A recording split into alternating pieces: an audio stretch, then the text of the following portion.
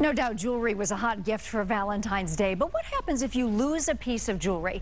Many people are finding their insurance policy is not covering what they thought it would. In tonight's Don't Waste Your Money report, how to make sure that that doesn't happen to you. The gold rush is on. It keeps going up, but it's never going way down. In the last 10 years, the spot price of gold is up $1,600, which means you can make money. I have sold some gold that I owned that I didn't really wear anymore. And lose money. I hadn't thought about it till it happened to a friend of ours. Tales of loss and theft are common in the jewelry business, but there's a new layer of heartbreak that consumers are learning the hard way. We know someone that lost her ring, and when she went to get a new ring, she had to pay a considerable amount of money because the value of the gold had gone up. I think it's very common that people are underinsured. Sharon Riley is a certified gemologist appraiser. She works with customers and insurance companies on replacing jewelry. She says insurance companies pay the amount on your appraisal, even if it doesn't cover replacement at today's costs.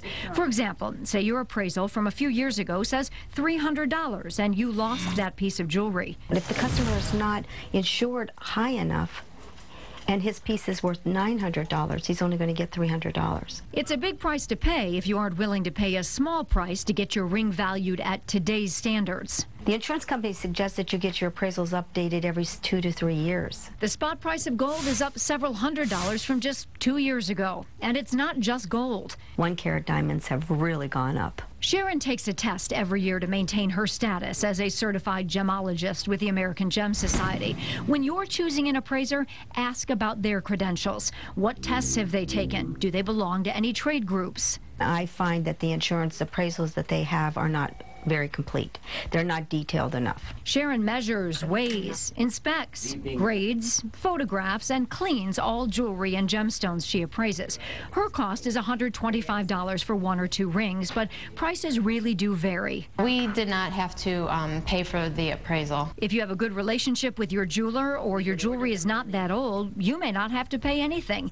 It doesn't hurt to ask because it can really pay off. Both rings together, my ring and my husband's ring, went up about 20% altogether. Appraisals vary, but the more details, the better. Updating them every few years is important because you want an accurate value. You don't want an appraisal that's too high because you'll pay higher premiums. And remember, you have to itemize expensive jewelry. It's not automatically covered under most policies. So be sure to check with your agent. Good things to keep in mind. Wow, great information. Yeah. Had no idea you had to continue getting them. Well, right. I'm saying it could be a big loss for someone, especially with the gold prices that have gone up the way they have.